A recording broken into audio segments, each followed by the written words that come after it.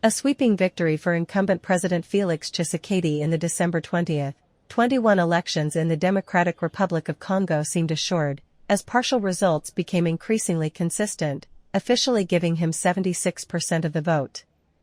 Of the 12.5 million votes counted by the Electoral Commission, Tshisekedi, 60-year-old Felix Tshisekedi, who is seeking a second 5-year term, obtained 9.5 million.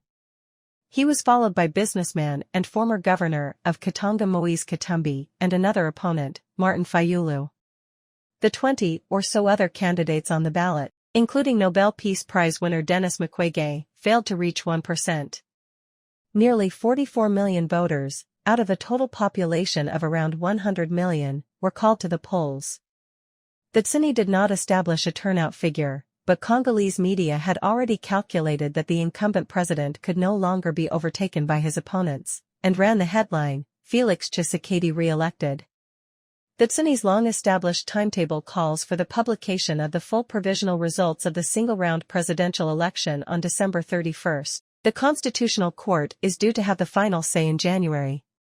In addition to the presidential elections, legislative, provincial, and local elections were held last week.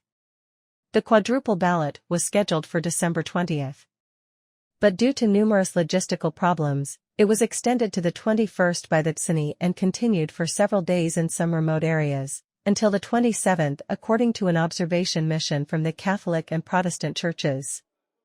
According to its own parallel count, this mission said it had observed that one candidate, whose name it did not specify, largely stood out from the others, with more than half of the vote on his own. It added, however, that it had documented numerous cases of irregularities likely to affect the integrity of the results of various ballots, in certain places.